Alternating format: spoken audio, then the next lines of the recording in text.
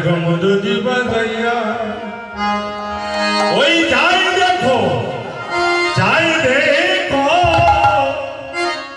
রাধার প্রাণ বধুয়া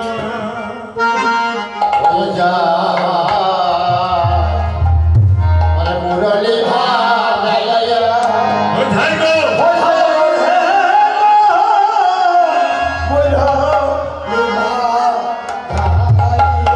তাদের পরিষদ সরি না না তুন্না কত্তেটে তুন্না তেটে কথা গদি গেলে দিনাগে এই হলো। তাহলে আমরা না এটা তাল দিলে আমাদের সময় পার হয়ে যাবে। দেখো মধুজি বাজাইয়া যায়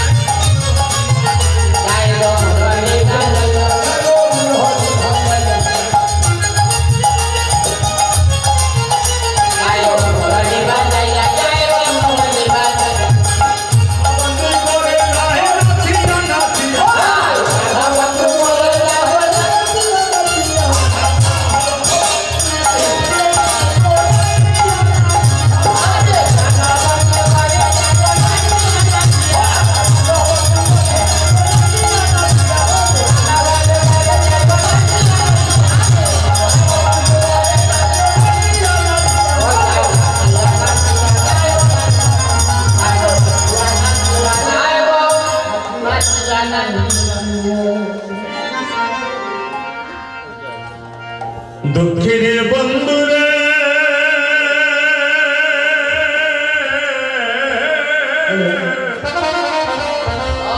বন্ধু এইনারে সে একবার আইসো আমার ঘরে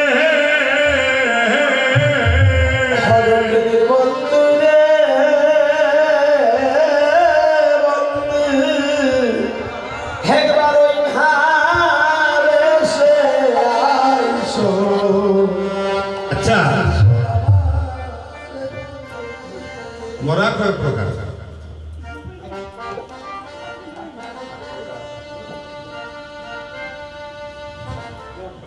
আর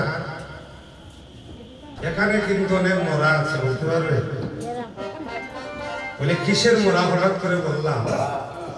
ওরা হলো কৃষ্ণ প্রেমের মরা। আজকে যারা আমরা এসেছি এখানে আমাদের মা বোন সারা আমরা কৃষ্ণ প্রেমের মরা।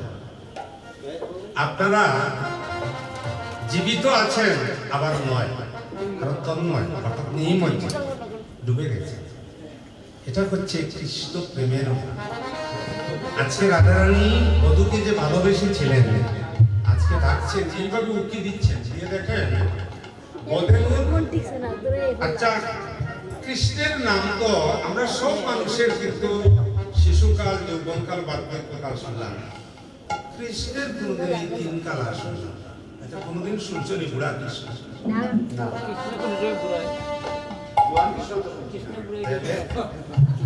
কি শুনছো? কৃষ্ণ নিত্য কিশোরা কিশোর।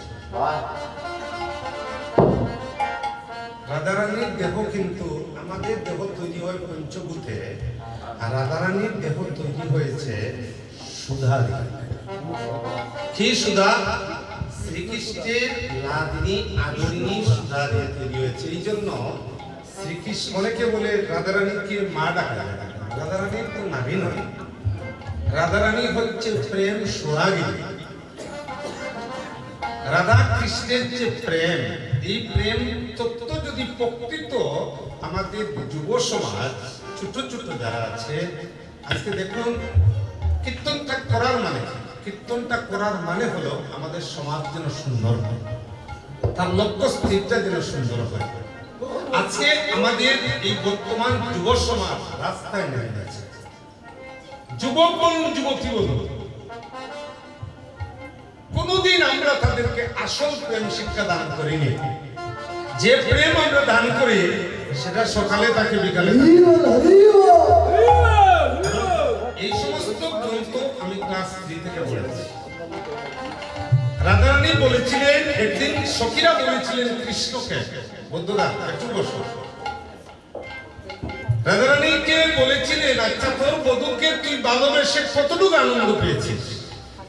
দেখ, আমার বধূকে জনম অবধি হাম রূপ নেহারি, সারাটি জনম অবধি হাম আমি তার রূপ নেহার করলাম, কিন্তু আমার কিঞ্চিত মাত্র নয়ন জুড়াইল। জনম অবধি হাম রূপ নেহারিল, নয়ন তিরকিত বেগ, লাখ লাখ যুগ হিয়ে রাখলাম, লাখ লাখ যুগ ধরে হিয়ে রাখলাম, তবু হৃদয় জুড়বে না। কেউ আসবেন না, আমি অপ্রিয় সত্য একটা কথা বলি, কেউ আসবেন না তোদের পায়ে ধরে বলে, এটাই হচ্ছে মূল কীর্তন। এই যে ফাল্গুন মাস গেল, আমরা নিজের স্ত্রীর হাতে চতুর্থ মঙ্গলিক অনুষ্ঠানে দেখবে স্বামীর হাত থেকে স্ত্রীকে এইভাবে বাদ কাপড়ের তালি দিয়ে বলে, আজ থেকে তুমি আমার আর আমি তোমার বলে। আর কি বলে, আজ থেকে তোমার জীবনের সবকিছু বরণ পোষণ আমি গ্রহণ করলাম। সাক্ষী কাকে করল? চন্দ্র সূর্য সবাইকে, এই পৃথিবীকে সাক্ষী করল। কিন্তু 2 মাস পরে মেঘা বাবার বাড়ি ফোন দিয়ে বলে, আমাকে তো এই প্রতিজ্ঞা করলো মা গো, এখন দরজা লাগিয়ে আমাকে মারে, কেউ আসবেন না। এটাই বর্তমান চলছে। তাহলে আগে ছেলে মেয়েকে বিবাহ দেওয়ার আগে রাধাকৃষ্ণের তত্ত্বপ্রেম জানিয়ে দিতে হবে, নইলে কিন্তু বিপদ আছে সামনে। কথাটা মনে রাখবেন।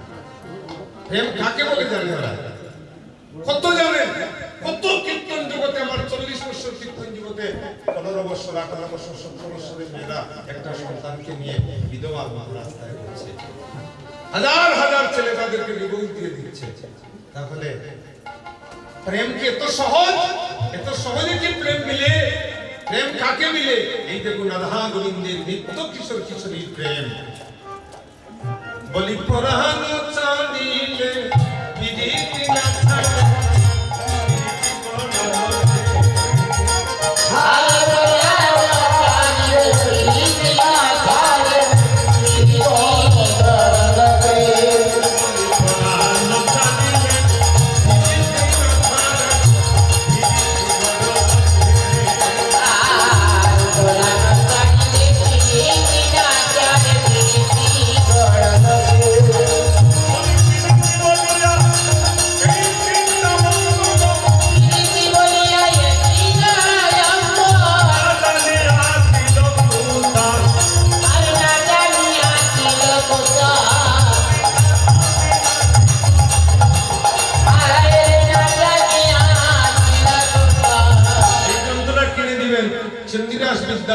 এই বইটা কিনে দিবেন, তাহলে তারা আসল মানুষকে খুঁজে পাবে।